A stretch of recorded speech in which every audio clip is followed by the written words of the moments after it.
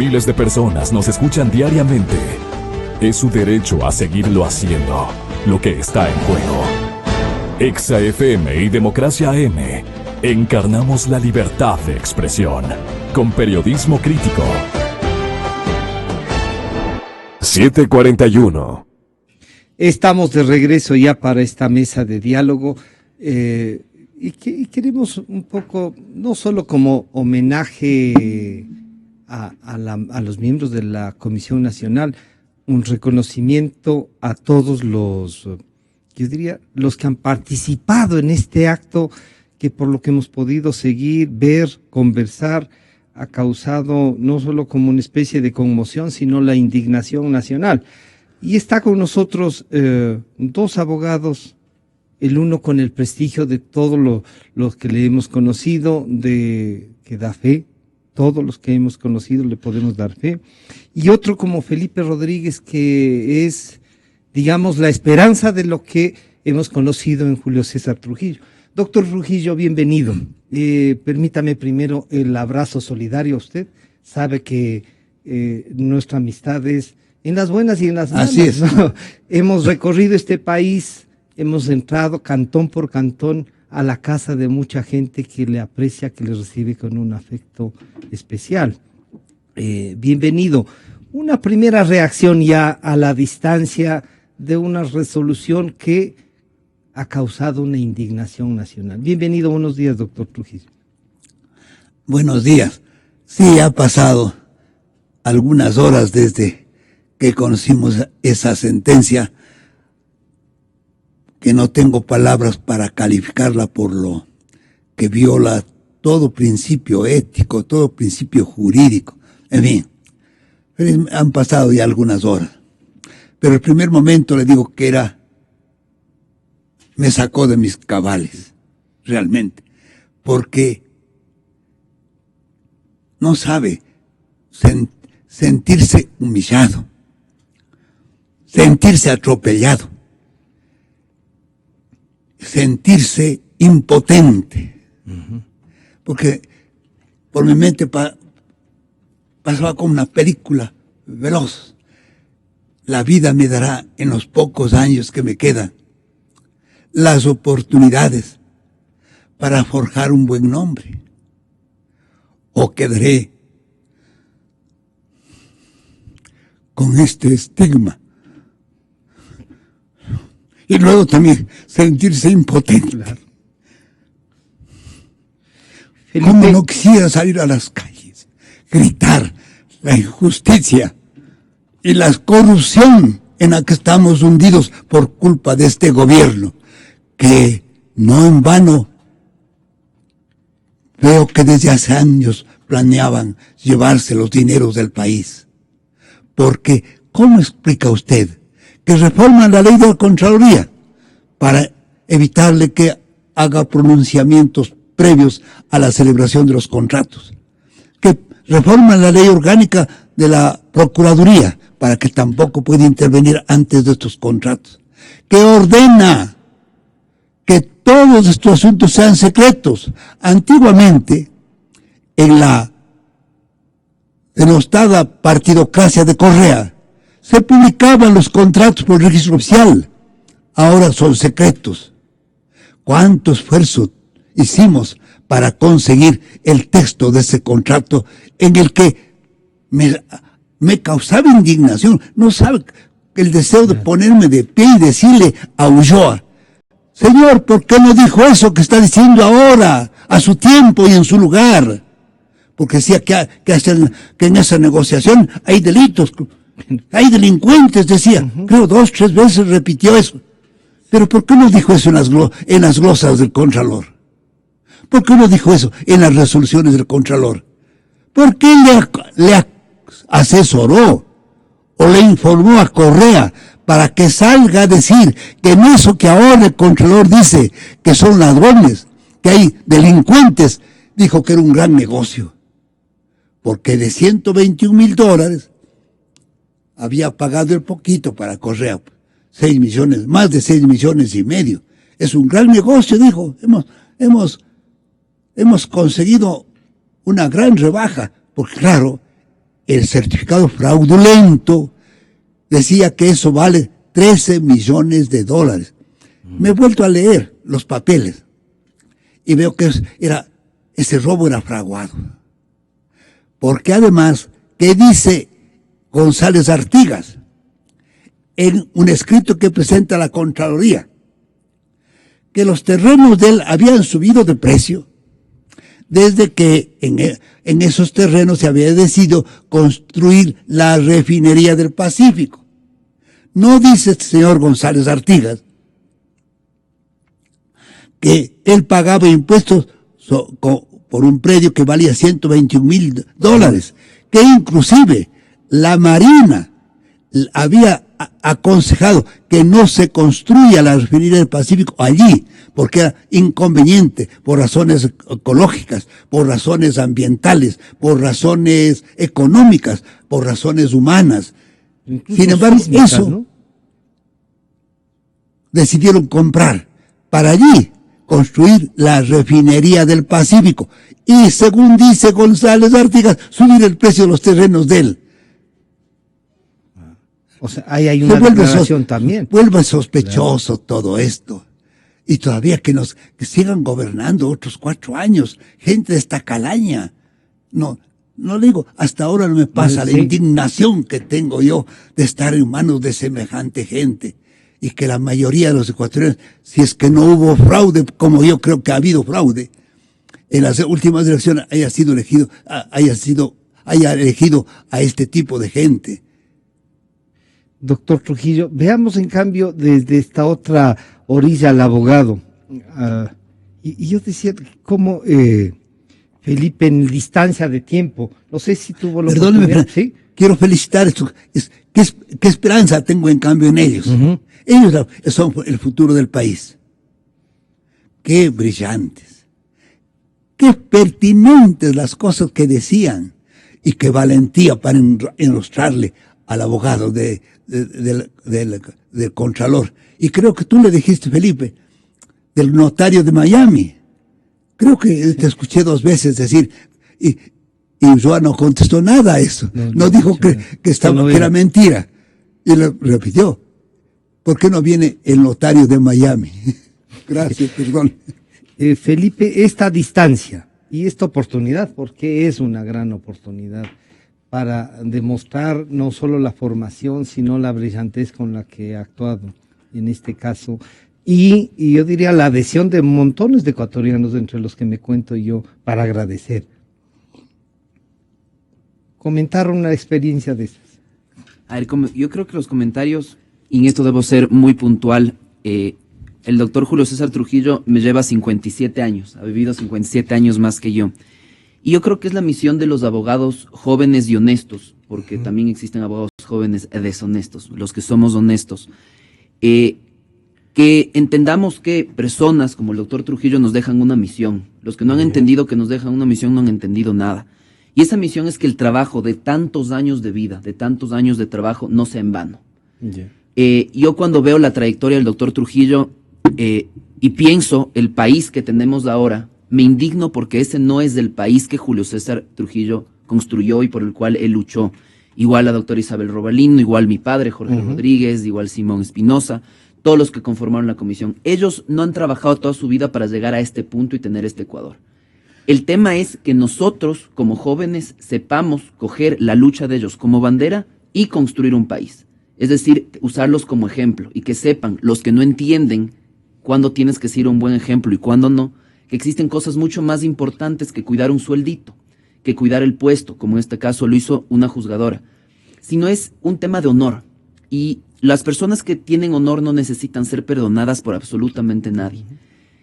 Alguna vez alguien decía que de la dignidad no se come, pero hay algo mucho más importante que llevar el pan de cada día a la casa, y es ver a tus hijos a los ojos y llevar a la final tus apellidos a lo más lejos. Y eso es algo que los hoy funcionarios públicos que trabajan con este régimen no entendieron.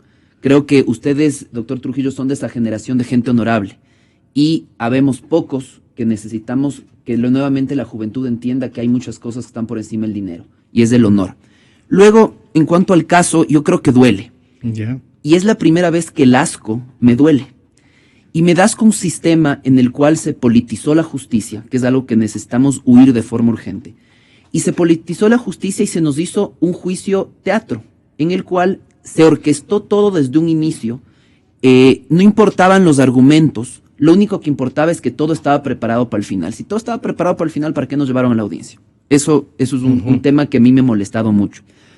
Pero además, y como yo le dije en su momento al doctor Ulloa, que era el abogado de Carlos Polit, y le hice una pregunta, y es ¿qué se siente ganar con una sentencia después de que perdiste en la audiencia?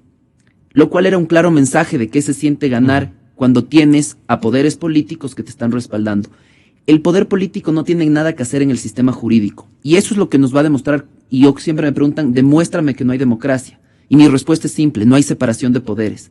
El día que el Ejecutivo tiene la capacidad de llamar al Judicial y decirle qué hacer, quiere decir que esa separación de poderes se ya suspendió, se desapareció. Tenemos cosas aún más graves. Por ejemplo, la doctora Karen Matamoros, que fue la juez. La juez.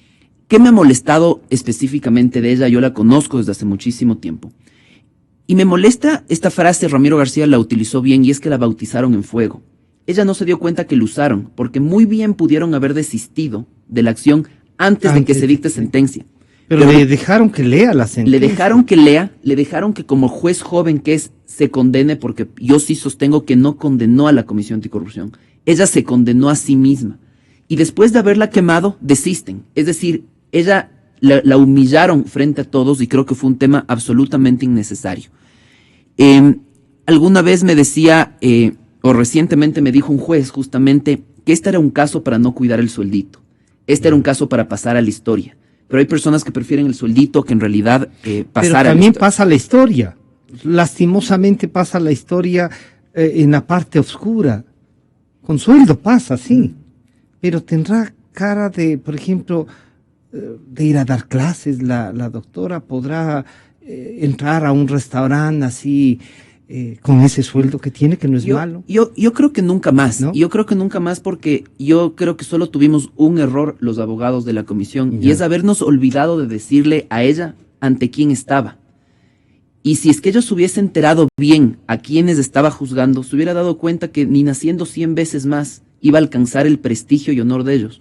Porque aquí no solo se trataba de académicos siendo juzgados, sino de un ejemplo para todo un país de honorabilidad, de sabiduría. Y eso, yo creo que ese es el principal problema. Es importante decir 3 puntos adicionales, y si bien no hemos conversado de forma profunda los comisionados con sus abogados, pero yo lo diré, nosotros no aceptamos perdón alguno. Yo puse este ejemplo recién en Twitter, y es que alguien sin honor, porque no tiene gota de honor, y lo voy a decir de forma enfática, te perdone, es como que un violador perdone a su víctima por haberse dejado violar. Son esos absurdos o esos oximorones que se ven solo en este país. Y no se dieron cuenta además que son políticamente tontos. Y cuando están obsesionados con tanto poder, llevan muchos años siendo políticamente tontos. Fue una muy mala jugada política. Le fortalecieron a la comisión, enardecieron a la población, crearon más odio dentro de lo que es la oposición. Es decir, la jugada no les salió bien. Ellos querían ser magnánimos y provocaron asco, lo cual fue un problema. Y como último punto, y este es un error de un régimen que no quiere luchar contra la corrupción.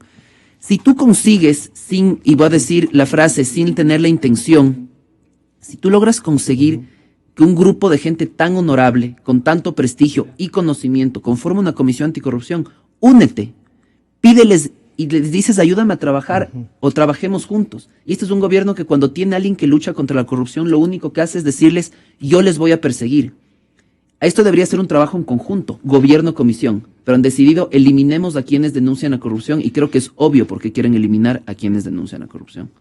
Doctor Trujillo, esto que dice Felipe Rodríguez suena lógico. Podrían unirse, pero lo lógico parece que no está. Y lo que comparto es que ha sembrado más odio. Pero no ha sido quizá en estos 10 años el mejor instrumento y el más fuerte que ha tenido este régimen en el odio, la división, la confrontación, la descalificación, para gobernar como ha gobernado? No sé, porque a ratos creo que es un problema de psiquiátrico que corresponde a los psicólogos responder, porque ciertamente un presidente que levanta la bandera de la honradez, sancione a todos aquellos que le hacen ver que junto a él no se destaca precisamente la honradez. Yo comparo al actual presidente Correa con Velasco Ibarra. ¿Sí? Velasco Ibarra también era bastante intemperante. Por razones de edad nunca tuve la oportunidad, si usted quiere, de ser velasquista, porque ya él era figura cuando yo recién me iniciaba en la vida política. Velasco Ibarra sí, en público le censuraba a aquellos que le hacían, según decía él, quedar mal y que traicionaban a la patria. En público.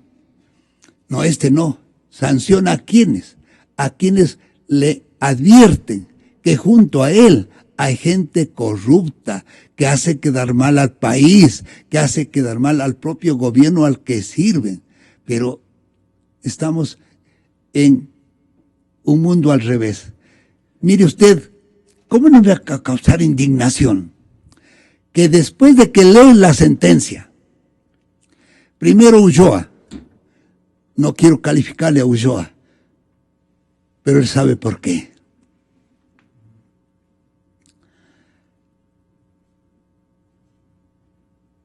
Varias veces dice que ahí hay corrupción. Sí. Pero ¿por qué no dijo eso en las resoluciones? Más aún en las resoluciones. Dicen que hay dolo civil y el dolo penal. No decía que hay delincuentes.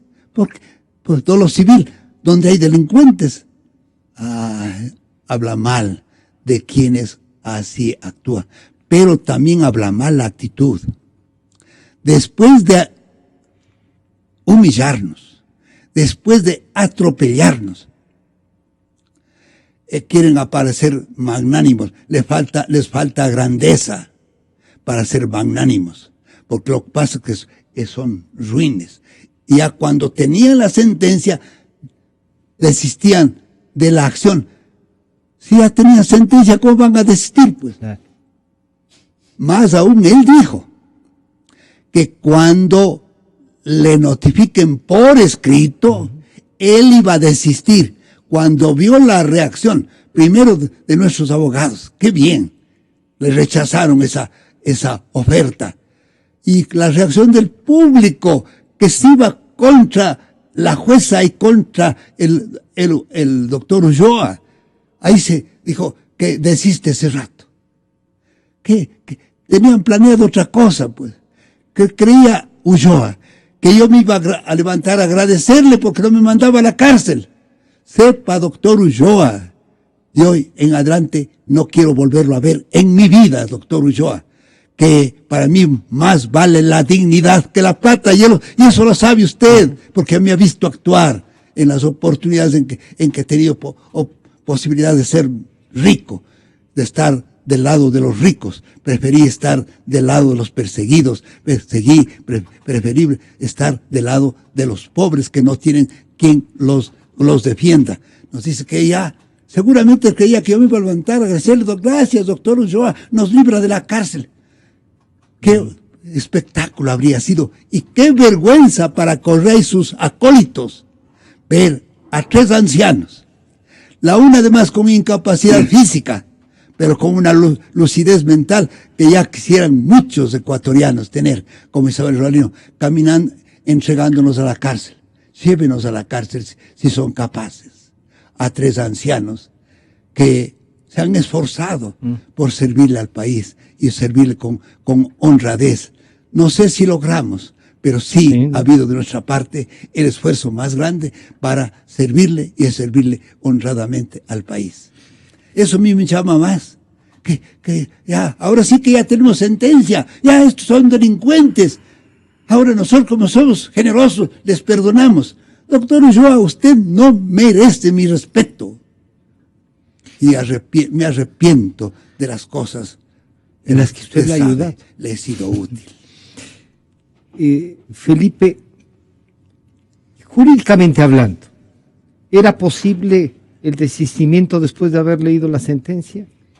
Vamos justamente ¿Y quería... qué decía y ahí la jueza qué tenía que haber dicho? A ver, No hay ahí el permitir que el abogado, después de que leyeron la sentencia, de que cada uno de nosotros nos íbamos indignando por esa sentencia, que pida la palabra y diga, aquí tengo por escrito lo que me ha dicho, pero lo que dice el doctor Trujillo, diciendo que primero va a esperar y luego jurídicamente, ¿cómo se entiende esto? a ver, jurídicamente, en la figura del desistimiento te exige un requisito y es el reconocimiento de la firma. Es decir, el desistimiento normalmente es un procedimiento escrito. ¿Qué pasó? Y me voy a ir un poquito más atrás antes de llegar al desistimiento, y que es para mí lo grave que sucedió. Yo lo califiqué en su debido momento y lo hice con absoluta seriedad, y no voy a decir soberbia, sino seriedad. Yo creo que sí hubo una paliza jurídica. El abogado de Polit no pudo demostrar con un solo documento, con un solo testigo, que estuvimos frente a un caso de calumnias. Es más, por la forma en la que describió la calumnia, hizo que la calumnia sea inexistente. Como yo dije varias veces en la audiencia, nunca he visto a alguien dispararse en el pie tantas veces. Al finalizar esta audiencia, que además estaba la acción penal, o el ejercicio de la acción penal estaba prescrita, no había forma alguna de que sean condenados. Uno, porque no pudieron demostrar la culpabilidad, y no solo eso, nosotros demostramos la inocencia, pero más porque el proceso no existe. Al estar prescrito, no existe, y la prescripción existe por el solo paso del tiempo. Simplemente hay que saber contar los días, y esto ya no Pero existe. la juez un poco contó los días a partir de un último hecho, ¿no de es un cierto? acto del juez Marco Maldonado exacto. Castro. A ver, si es que Y fuese eso así, sí. yo algo que dije mucho en la audiencia, cuando yo voy a ejecutar un acto delictivo, yo lo ejecuto. Alguien no lo puede, y lo voy a decir criollamente hablando, dármelo ejecutando. Si es que ese fue el último acto, quiere decir que este juez de la Corte Nacional es el autor material y nosotros somos los autores intelectuales, y el juez debería también estar siendo condenado por calumnias. Es un absurdo. Al utilizar ese último acto como el acto calumnia, comete un error gravísimo la juez.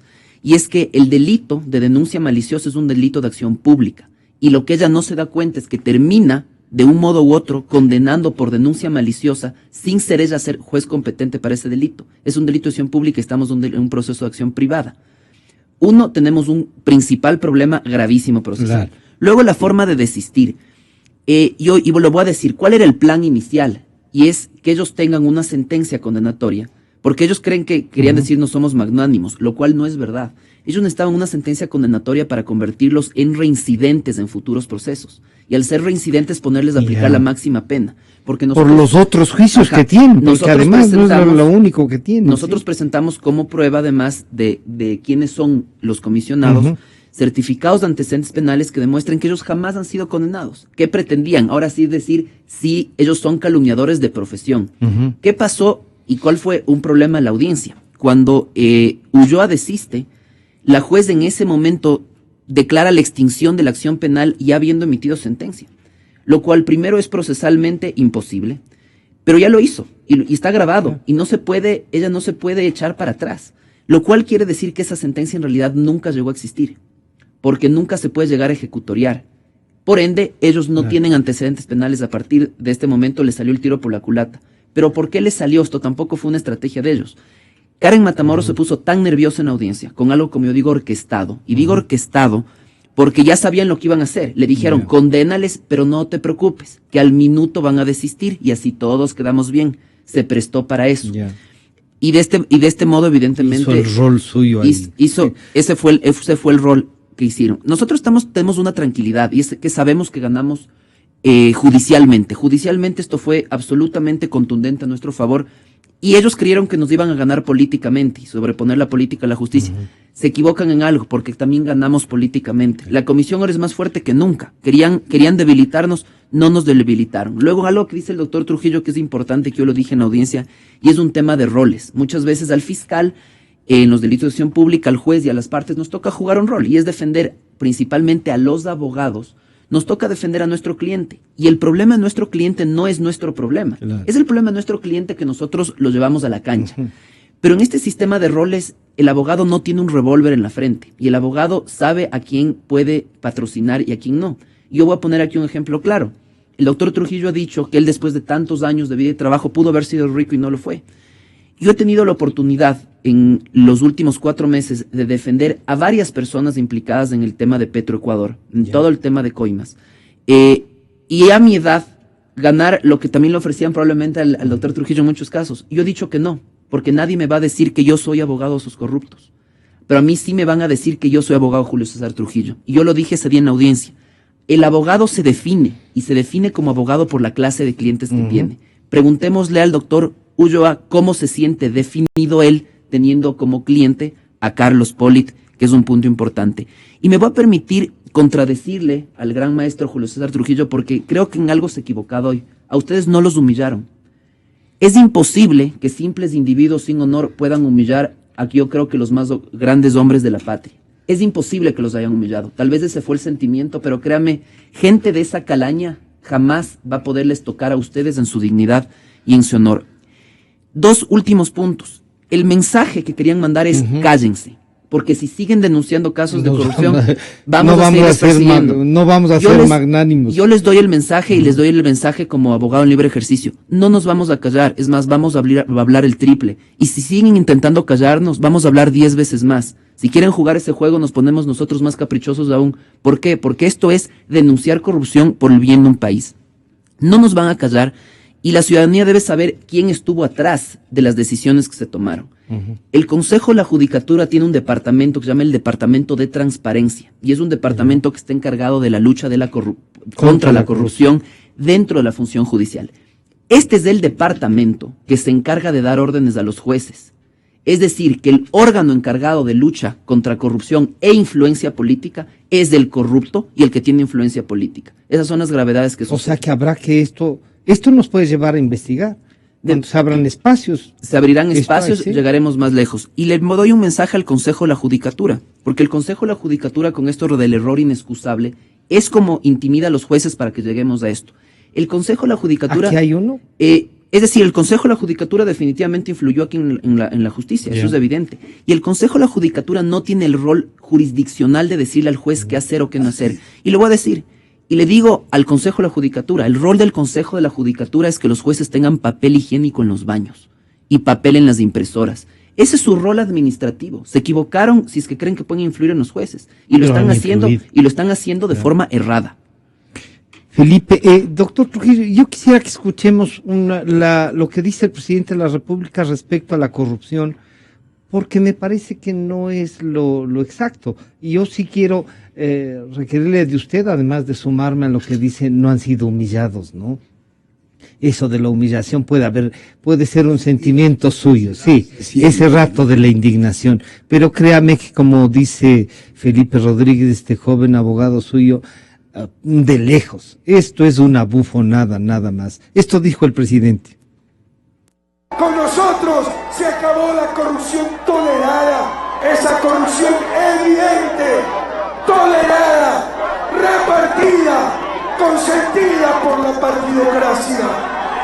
Ya no existe esa corrupción legalizada cuando se legislaba, no en función del bien común, sino para defender los privilegios, los intereses, el lucro de unos cuantos. No permitiremos que nos roben el más preciado de nuestros tesoros, nuestra integridad. Bueno, esto es casi un discurso de despedida en la fiesta de posesión del señor licenciado Moreno. ¿No será que no le queremos reconocer que se ha luchado contra la corrupción, doctor Trujillo? Estamos siendo un poquito hacia la distancia, ya no queriendo reconocerle que el gran aporte de estos 10 años es, sí ha habido unos casos, pero no le carguemos tanto. Primero, ¿cree usted, y con usted los ecuatorianos, que ir a visitar a un delincuente en la cárcel, diciendo que siempre han sido amigos y que por ser amigos merecía la estimación de quien le iba a visitar, es luchar contra la corrupción o es estimular la corrupción? Porque como soy amigo de Correa, ya puedo hacer cualquier cosa. Ciertamente que los jueces me han de condenar si hace falta, pero Correa, que es el poderoso, me va a venir a visitar incluso en la cárcel. ¿Cree usted que combatir eso, la corrupción? Luego, tener a tanta gente. Vea usted, empiezan a surgir los funcionarios de su gobierno, pues. Su gabinete. De gabinete. Acaban de encarcelarlo a un exministro. Descubierto como responsable de infracciones penales, no por el fiscal ecuatoriano, no por el Consejo de la Judicatura de Ecuador, no por los jueces ecuatorianos que están sometidos al poder omnímodo de Rafael Correa, sino por los jueces del extranjero. De este exministro de Correa, ¿quién dice que es parte de la podredumbre que era Odebrecht? Lo que dice un fiscal de Brasil. ¿Cuál fue la reacción primera de Chiriboga? De que eso no le movía a él para hacer ninguna diligencia ni dedicarse a investigar. ¿Quién le ordenó a Chiriboga que se preocupara de esa información que le llegaba del extranjero? No sé si en portugués, y ya tiene el traductor del portugués al español, indicándole que era un funcionario corrupto del gobierno de Rafael Correa. ¿Por qué no se publica la lista de Odebrecht aquí en el Ecuador? En el Perú tienen inclusive la lista de los ecuatorianos. Aquí no tiene la lista ni de los ecuatorianos y mucho menos del extranjero. Hay otra red de corrupción en el Ecuador que ya en su momento la comisión tendrá que denunciarle al país. Caminosca. Ay, cuando el Ecuador sepa quiénes están metidos en Caminosca y qué era Caminosca en el Ecuador, muchos se van a arrepentir de haber votado por el binomio Moreno-Glass. Y muchos otros que junto a ellos quizá por eso no salió en la campaña. ¿Usted cree que eso ha sido una limitación y ahí hay una especie de fraude, como usted decía también, de llegar así oculto estas cosas? ¿No estamos volviéndonos permisibles al delito como sociedad? La comisión resolvió a su tiempo cesar en las denuncias durante la campaña. Porque creíamos que si denunciábamos gente cerca del gobierno, podía decir que nuestras denuncias eran para servir a cualquier otro candidato que no sea Moreno. Y por eso dijimos, mejor no hagamos eso, porque nuestro trabajo se va a descalificar. Y por eso es que no hicimos ninguna denuncia mientras había la campaña, porque habría sido mal interpretada nuestro trabajo. Pero claro está, ahora no nos van a callar. Si tienen que mandarnos a la Siberia, como parece que están acostumbrados algunos asesores de Correa, nos iremos a la Siberia, pero no nos hemos de callar ante los casos de corrupción que encontremos y que lleguemos nosotros a tener evidencias. No podemos tener las pruebas, no son los jueces, porque no somos jueces, no somos autoridad, pero sí tenemos evidencias que nos llevan a puesto a disposición de ellos. Que debieron pedirnos. ¿Por qué no nos pidió el Contralor? No estaba, pues. Si él dice que ahora ya, que en esa adquisición que había actos de corrupción, ahora dice que hay delincuentes en la compra de esos terrenos.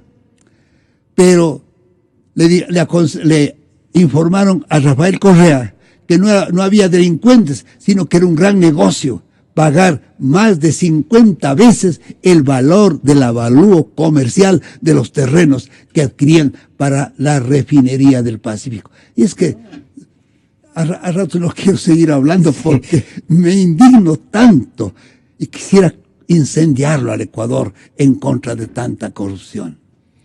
Felipe, vamos terminando. Está ya en nuestros estudios el ex vicepresidente, doctor Blasco Peña Padilla, con quien vamos a tratar, en cambio, otra parte de lo que es, ¿no?, Venezuela y esta secuela de actos. Pero Felipe, ¿qué otros juicios tienen pendientes y a qué nos vamos a enfrentar? El doctor Trujillo ya dice, Caminosca, ¿les enjuiciarán también por esto? Bueno, en cuanto al resto de juicios, Carlos Poli tiene planteada otra querella, calcada a esta, pero igual. Es porque en este caso los comisionados denunciaron el caso Los Druv. Una vez que recibieron y pagaron por estos Druv, no se cumplía con más del 90% el pliego de los contratos, es decir, recibieron algo que no habían comprado. Las consecuencias fueron evidentes, claro. Empezaron a caerse los Druv, tenemos no solo una gran estafa dentro de todo esto, sino además tenemos pérdida de vidas humanas. Y por ese caso, de la misma forma, y también estando prescrito, también recibieron ya una querella y la juez también es Karen Matamoros. Luego tienen la querella de Claudio Esteban Albornoz, que hoy es asambleísta por el Azuay, en ese momento fue ministro, por la denuncia de Manduriaco. Básicamente calcada todas estas, porque el tema Manduriaco se demostró claramente el sobreprecio que tenían y además en los contratos complementarios. Y la juez es Karen Matamoros. Curiosamente, siempre cae en manos de la misma juzgadora. Luego tenemos, por el mismo caso de Refinería del Pacífico, planteada una denuncia por Merizalde, al que le están buscando por lavado de activos, por perjurio, por todo. El que estuvo como gerente de Petroecuador y renunció recientemente. Sí. Y curiosamente es por el mismo caso. Pero él sí le voy a atribuir algo bueno. Él sí supo por qué había irse. Que es, cuando tú tienes una declaración de malicia, al ser de acción público debes denunciarlo en fiscalía. No como ha hecho Polit, y es presentar una querella de forma absolutamente ilegal frente a un juez dentro de un delito de acción privada. Y luego tenemos también el caso de Baroja, es decir, la persecución sigue. Y no nos van a asustar con esa persecución, porque como se ha dicho, se va a presentar lo de Caminosca, se van a seguir presentando más documentos. Algo que ha dicho el doctor Julio César Trujillo es importante. La Comisión Anticorrupción no es una organización de oposición, porque si hubiese ganado Lasso, o si es que ganó Lasso, pero si estuviera Lasso en el poder, la comisión también denunciaría a Lasso si encuentra que hay casos de corrupción, y por eso ellos no se han aliado con nadie. Ni siquiera han ido a mitines políticos de lado y lado, porque la idea no es estoy de un lado o estoy del otro. La idea es estoy con el Ecuador, que es algo que la gente no se ha dado cuenta. Quiero mandar igual un mensaje final justamente por este tema que escucho de no toleramos la corrupción. Es una argumentación, se llama una erística, que es la forma más grande de una falacia, ¿no? Solo recordemos que la Comisión de Fiscalización de la Asamblea jamás denunció. Los únicos que denuncian casos de corrupción en este país es la CENACE y no pertenece al régimen. No hay que olvidarse, y este es el mensaje que quiero mandar, y quiero mandarle sin ningún problema al presidente de la República. El Ecuador, hablando como un entelequia, es como una gran compañía, donde todos nosotros somos los accionistas. Él es nuestro empleado. A él le pagamos un sueldo para que sea el representante legal. Cuando la gente dice, mira, tenemos un nuevo registro civil con gradas eléctricas, tenemos carreteras, ¿por qué le aplauden? Le pagamos para que haga eso. Y cuando le pagamos para que haga eso, tiene que tener mucho cuidado cuando quiere insultarles a los dueños de esta gran empresa. Porque usted, el doctor Trujillo y yo, somos los dueños de esta gran empresa. Y creo que de eso se olvidaron. Repito, y lo repito nuevamente al doctor Trujillo, usted dijo al iniciar que usted dijo en los pocos años que me puedan quedar de vida. Quiero que tengan la certeza que yo me quedo cuando usted ya no esté. Y su lucha continúa. Ustedes nos dejan esa herencia y nos dejan la herencia del honor. Así que esta lucha continúa, no nos callarán. Usted un día no estará, pero esta lucha es por ustedes. Gracias. Bueno, ¿qué podemos decir? Gracias. Está con nosotros el doctor Julio César Trujillo y el doctor Felipe Rodríguez, a quienes a los dos les agradecemos. De inmediato el doctor Blasco Peña Padilla y el señor ex canciller José Ayala Lasso. Enseguida volvemos. Yo creo en la radio, creo en la verdad, creo en Exa FM. No es solo un concurso de frecuencias, es la batalla decisiva por la libertad. La libertad de expresión. Exa FM y Democracia AM encarnan